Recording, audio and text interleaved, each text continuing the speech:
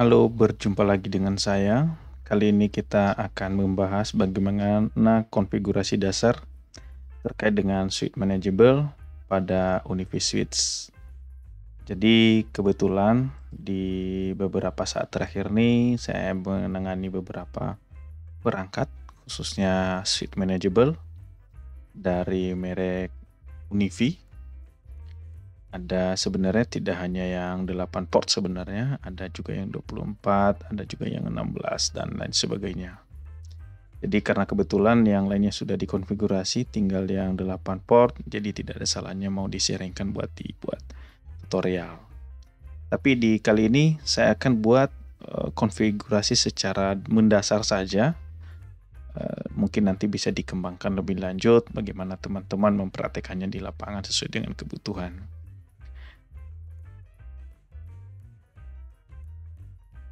Oke, langsung saja. Pertama sekali yang harus kita lakukan adalah pastikan dulu Unifi controller kita itu sudah terinstall. Seperti biasa, kita mendownloadnya di website resminya, controller Unifi.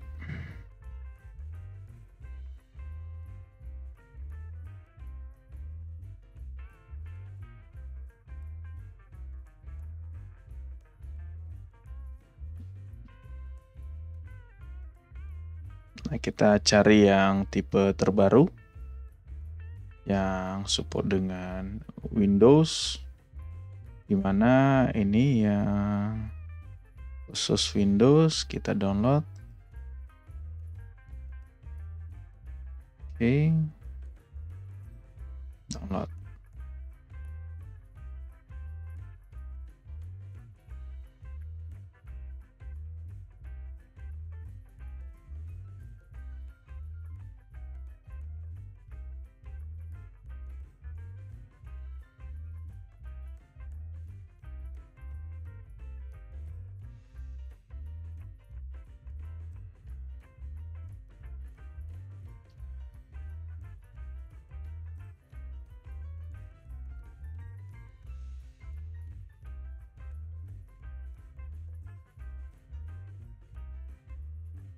Oke, setelah selesai kita download, kita langsung menginstal seperti biasa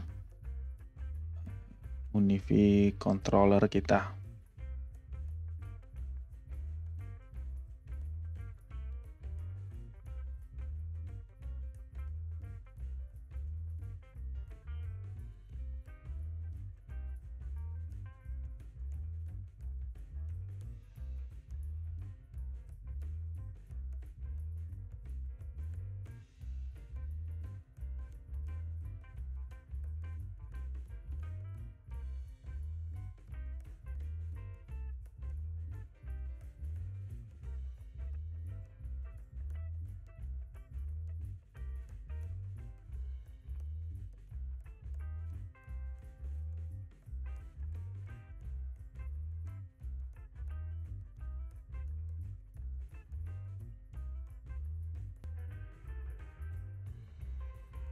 Oke, setelah selesai kita menginstal, langsung kita klik finish.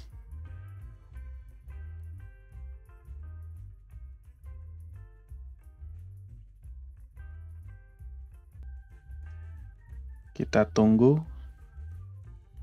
proses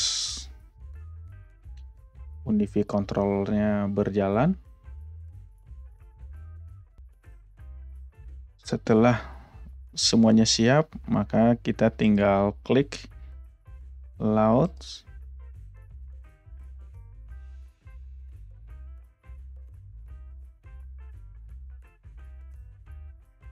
Lanjutkan ke localhost. Maka di sini kita akan membuat nama controller, atau misalnya untuk mendapatkan username untuk mengakses dalam controller tersebut. Ini kita skip saja ya.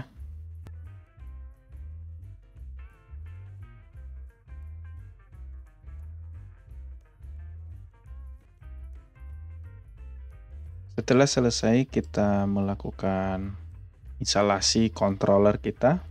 Nah, sudah berjalan semua. Tampilan yang pertama kita dapatkan seperti ini. Ya, tentu tidak asing lagi nih buat teman-teman yang sudah ataupun sering menggunakan produk daripada Unifi atau Ubiquiti. Jadi di sini yang pertama sekali yang perlu kita perhatikan di sini adalah pastikan dulu koneksi jaringan kita ataupun perangkat yang akan kita konfigurasi sudah satu segmen dengan perangkat tempat kita melakukan konfigurasi atau melakukan menginstal Unifi controllernya, sehingga ini dengan mudah nanti akan terdeteksi perangkat yang akan kita konfigurasi itu. Nah, sebelum kita mengadop, baiknya disarankan jaringan yang sedang digunakan itu dalam satu segmen yang sama, ada baiknya supaya terhubung juga internet. Ini kenapa? Sesuai dengan pengalaman yang sering saya temui, ya. Biasanya perangkat-perangkat ini butuh update. Jadi kalau misalnya LAN kita ataupun koneksi internet kita langsung terhubung kedua perangkat kita ini, maksudnya di Unifi controller dan juga perangkat yang atau device yang akan kita konfigurasi, itu akan mempermudah upgrade ataupun update frameworknya. Nah, jadi di sini kita akan melakukan adopt dulu, ya. Kita adopt device. Ini device yang akan kita lakukan konfigurasi, ya. Sebenarnya ini tidak mesti langkah yang pertama sih sebenarnya, tapi ini mengamankan supaya perangkat ini dulu terdeteksi di controller. Nah, bisa juga sebelumnya kita lakukan konfigurasi, tapi untuk kali ini kita dulu adopt dulu. Kita tunggu, proses adopt sedang berjalan.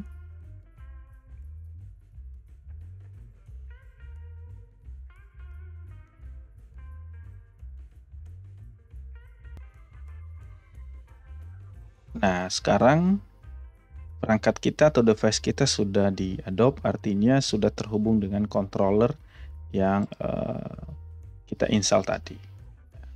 Sekarang kita melakukan konfigurasi. Maksud kita di sini konfigurasi dasar yang saya maksud adalah bagaimana kita menerapkan VLAN di setiap port ini. Artinya, ya tentu tidak asing lagi yang namanya VLAN ini.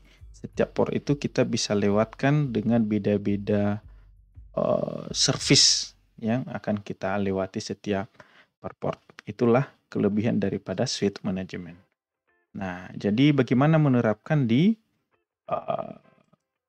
suite Unifi ini, ya. Jadi pertama sekali kita akan melakukan di settingan, klik settingan, kita masuk ke menu network, ya.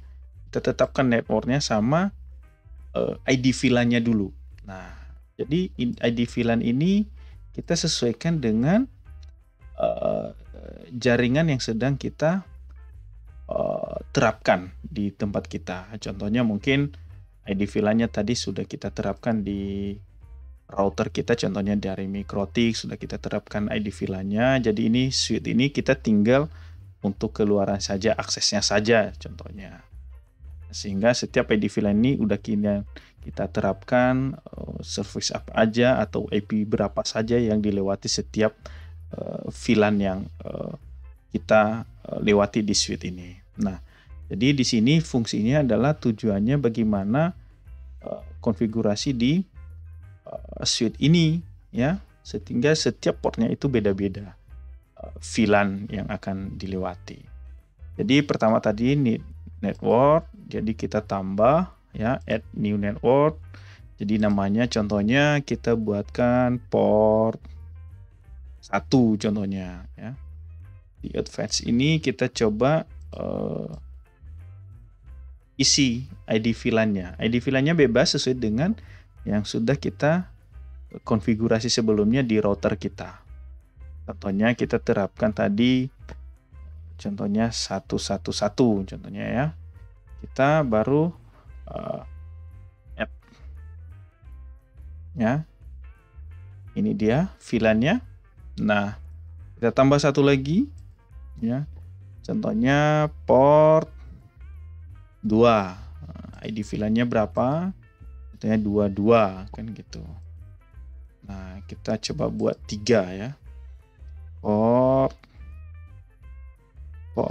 3. ID VLAN-nya berapa? 333 contohnya. Ini contoh. Nah, langkah selanjutnya adalah bagaimana kita memberikan profil untuk port ini ya, sesuai dengan VLAN yang sudah kita terapkan tadi. Jadi kita masuk di advanced feature ini ya, kita tambah profilnya, port profilnya. Jadi contohnya VLAN 111 ya, jadi kita pilih nanti VLAN-nya apa ya, kita pilih ini port 1 tadi, baru kita apply. Tambah lagi VLAN berapa, 222, natifnya kita pilih 22, apply. Berikutnya VLAN 333, kita pilih port 3. Jadi sampai di sini konfigurasi untuk penerapan ataupun membuat profil port switch-nya sudah selesai. Sekarang kita tinggal menerapkan saja pada device atau perangkat kita tadi. Ya, kita menerapkan kepada di perangkat kita tadi. Kita klik tadi menu device-nya. Ya, kita select perangkatnya, baru kita masuk kepada ini konfigurasi ya, settings. Nah, di sini kalau kita arahkan kursornya, kalau kita diperhatikan itu pada profile, itu all ya, yang lain juga all. Artinya ini bahasa kalau dalam istilah suite manajemennya dia semua ID VLAN-nya itu bisa dilewati ya, atau bahasa lainnya ada trunk ya, karena kalau istilah dalam penerapan manajemen VLAN ada istilah trunk sama akses ya. Jadi ini kalau misalnya dia profilnya all, berarti dia sama halnya dengan disebut trunk. Jadi contohnya ini di port 1 ini kita buat trunk, yang lainnya kita buat akses sesuai dengan VLAN yang sudah kita tetapkan tadi. Caranya kita tinggal klik, contohnya port 2, kita pilih profilnya tadi. Nah, kita kalau misalnya kita pilih all, berarti dia melewati beberapa ID VLAN. Ya, kalau misalnya kita pilih disable, artinya port ini dinonaktifkan. Nah, jadi di sini tadi di bawahnya ada network, ada custom. Nah, jadi di sini yang kita pilih, ya, kita pilih profilnya. Contohnya di port 2 itu kita terapkan akses ID VLAN 111. Jadi kita pilih 111, ya, baru kita simpan, apply. Nah, begitu seterusnya.